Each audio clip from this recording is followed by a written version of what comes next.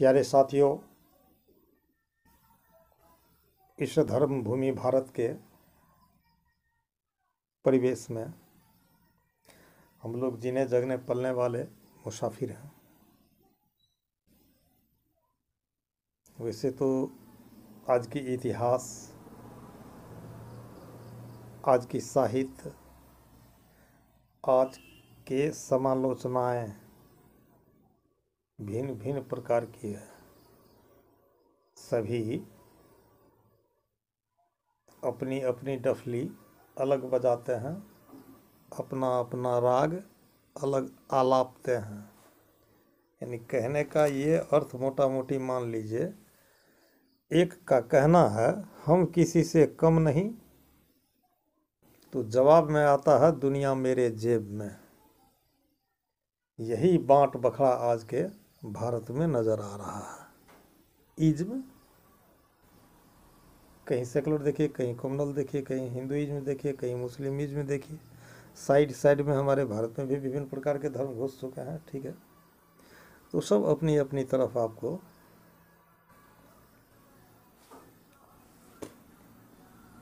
खींच रहे हैं। लेकिन हम लोग जिस गुरु के चेले हैं, उनके शब्द में धर्म शब्द का अर्थ कुछ न्यारा है। क्या न्यारा है? तो धर्म किसी संघ संप्रदाय का नाम नहीं है। धर्म का परिभाषा क्या होता है?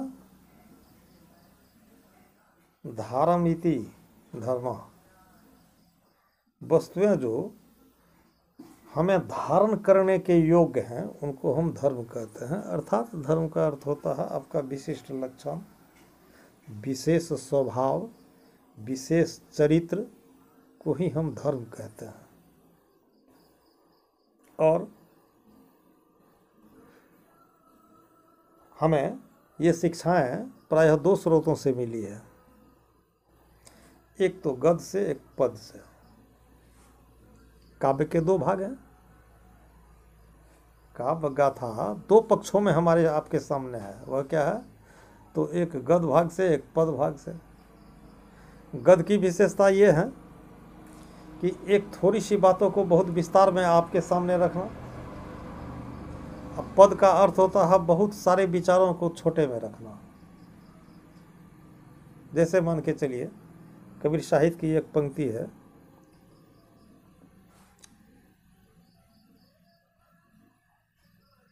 साधो यह तन ठाठ तंबूरे का, पांच तत्व का बना तंबूरा, तार लगा नौ तूरे का, ऐठत तार मरोरत खूंटी, निकसत राग हुजूरे का। अगर इसके विन्यास में जाएंगे तो एक एक एपिसोड इतने हैं कि यह शरीर मेरा पंचभौतिक देह है, मिट्टी पानी अग्नि हवा आकाश की बनी हुई यह एक देह है। और इसमें एक ऐसा सिस्टम है, बोल रहे हैं ना, शब्द भी तो आ रहा है, केवल देह ही नहीं है, इसके सिस्टम अनगिनत है, हम बोल भी रहे हैं। अब इस पर मैं एक एपिसोड बनाऊं तो जितना बात बनाऊं उतना समय लग जाएगा। लेकिन इसको संक्षिप्त में कहा, यह तन ठाठ तंबूरे का, पांच तत्व का बना तंबूरा, तार लगा नौ तूरे का। नौ तूरे, नौ प्रकार की नाड़ियां हुई इसमें। कौन कौन सी? ईरा, पिंगला, सुखमना, हस्त, जिह्वा, गंधारी, अलम्बुखा, पुखा और कुहू। इन नौ नाड़ियों का यहाँ नौ तूड़े शब्द का प्रयोग किया गया है। तार लगा नौ तूड़े का, ऐठत तार मरोरत खूंटी, निकसत राग हुजूरे का। अगर इसके तार को दाब दिया जाए, खूंटी को मरोड़ दिया जाए, तो इसमें हुजूर का राग निकलता है। जो वह राग 36 राग और 64 रागिनी से भिन्न है, या 36 राग 64 रागिनी उन हुजूर के राग में समाया हुआ है। ये सीधी मैं सिंपल बात आपको बता रहा हूँ। अभी अभी तो हमारे क्षेत्र में ऐसे भी मंचाधिकारी हैं जो दाढ़ी इतनी बड़ी बड़ी, बकरे से कम नहीं, कपड़े पूरे सफ़ेद। अब पहनने का भी क्या स्टाइल है कि वो एक धोती को कमर में पहनेंगे और धोती के इस भाग को इधर निकालेंगे, इस भाग को इधर निकालेंगे, दोनों को मिला के यहाँ आके गांठ लगा देंगे और मंच पर बैठ कर के गाएंगे क्या, गोड़ी के तोरा चोली में छो मोबाइल टावर किया न पकड़े छो। इस धुन पर वे कबीर के शब्द और भजनों को गाते हैं। देखिए, ठीक है, अपने सभा इकट्ठा की, मजमा इकट्ठा की, बहुत अच्छी बात की, लेकिन क्या बॉलीवुड ही जाना जरूरी था क्या? नहीं। ऐठत तार मोरोरत खूटी निकसत राग हुजूड़े का। जरा सा अपनी हारमोनियम आप बजा के देखें, इसमें कितने राग हैं। चलिए, मैं थोड़ा सा व्यंग के तरफ चला गया, ठीक है। तो इस मानव देह को पाने का, धरने के लिए करना तो बहुत कुछ है। मैं जो कहूँगा शायद उससे ज़्यादा जानकारी आप लोगों को अपने आप में ही हो, ये भी कोई बड़ी बात नहीं है। क्या तो मैंने पहले ही कह दिया, जानकारी मुझे दूसरों से आई है। जिनको पद पढ़ने की क्षमता हो पद से पाते हैं अर्थ करके। वैसे गद्य भाग में भी बहुत सारी साहित्याँ आपके पास में हैं, दर्शन आपके पास में है, जिनको पढ़ के आप समझ सकते हैं। पर बार बार आग्रह मेरा एक होता है आप लोगों से, क्या जीवन है ना, तो जीवन जीने में एक उत्तरदायित्व को संभाल के चलना चाहिए।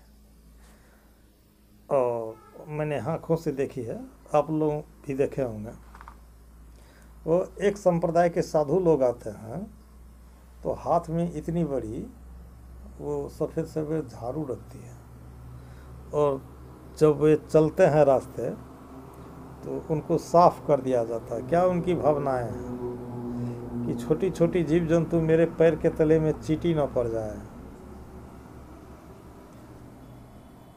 उसके दूसरे पक्ष में अगर हम चलते हैं, मैंने कितने लड़कों को, कितने सयाने आदमी को भी देखा हूँ कि रास्ते चल रहे हैं, लाठी हाथ में है, एक कुत्ता निश्चिंत का नींद सोया हुआ, एक लाठी उसको जमा दिया। देखिए, खेतों के रास्ते चल रहे हैं, हाथ तो मेरे साथ में है, और किसी के धान का बाली लगा हुआ है तो थोड़ी सी ऐसे धान के शीश को खींच के गिरा दिए, धान को शीश के खींच के गिरा दिए। अपने पर कमांड नहीं है। अब हम तो गिरा दिए उसको, लेकिन उसमें कितने दाने गिरे, अगर उन दाने का मेजर किया जाए, यही है हमें अपने आप को संभाल करके चलने का। हमने जो कहा अपने ऊपर किसी प्रकार का उत्तरदायित्व रखने का, यही है कि इस शरीर के प्रति हमारी जवाबदेही क्या होगी। और आपको तो मालूम होगा, अनुभव होगा कि होम्योपैथिक प्लेटफॉर्म पर के लोग हैं। अगर सीधे आप इस शरीर को नियमन और प्राकृतिक गतिविधियों के समतल में रखते हैं तो आप बहुत बड़े लाभ के पक्ष में जाएंगे। यानी रोग मुझे कोई विरासत में नहीं मिली है, या आप अगर कुछ दिन पीछे के ओर चले जाएं तो आज के डेट में जो आप सुन रहे हैं, जितनी सारी बीमारियां, जितनी सारी दवाइयां, जितने सारे चिकित्सक, वैद्य इत्यादि इत्यादि, उन लोगों की बहुत बड़ी कमी थी, और बीमारी की भी बहुत बड़ी कमी थी, दवाई की भी बहुत बड़ी कमी थी, लेकिन लोगों का स्वास्थ्य बहुत मजबूत था। क्या अर्थ है इसका? वह समय से सोते थे, समय से जगते थे, समय से खाते थे, समय से पीते थे, जितने अन्न को खाते थे उतना शारीरिक मेहनत करते थे, जितनी एंजाइटी होती थी उतना दिमागी परिश्रम करते थे, सब कुछ मिला जुला करके समतल रहता था। लेकिन आज और अभी के डेट में देख लीजिए, महिलाएं जाएगी बाजार सब्जी खरीदने के लिए तो उनको ड्राइवर चाहिए और कार चाहिए।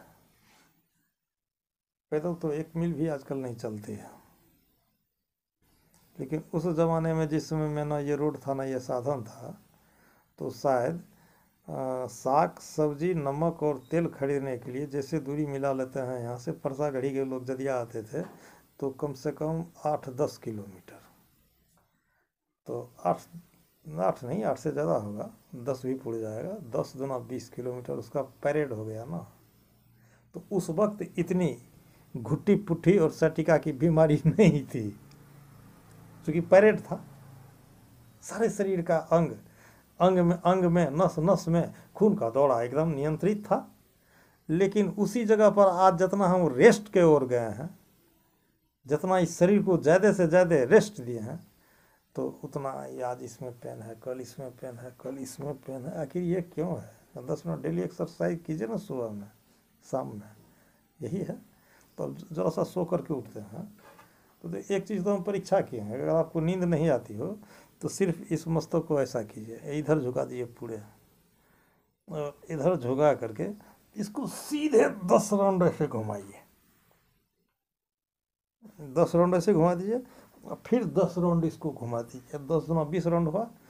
आपको 5 मिनट के अंदर ही में नींद आ जाएगी, आप निश्चिंत का नींद सोएं, कोई दिक्कत नहीं है। ये है थोड़ा सा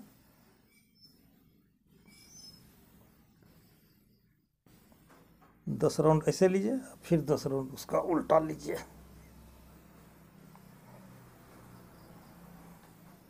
देखिए आपका शरीर कितना फ्रेश हो गया। यही ये देख लीजिए आप लोग, दोनों मुट्ठी को बंद कीजिए ऐसे, और 1 घाट 2 घाट 3 घाट, 1 घाट 2 घाट 3 घाट, इस चारों को ऐसे सीधे ऐसे जाने दीजिए, ऐसे। अल्लाह ये है यहाँ पर।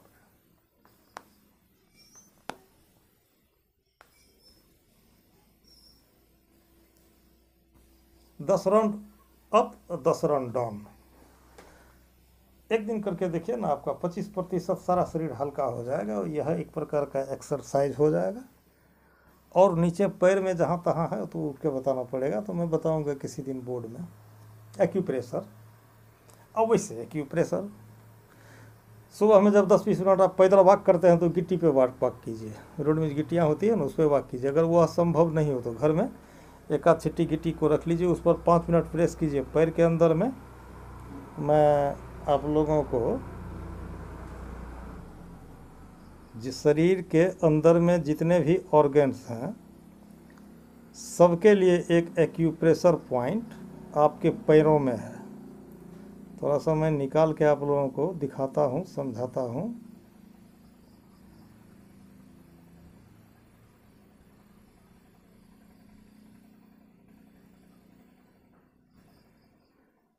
गौर से इसको आप लोग देखिए,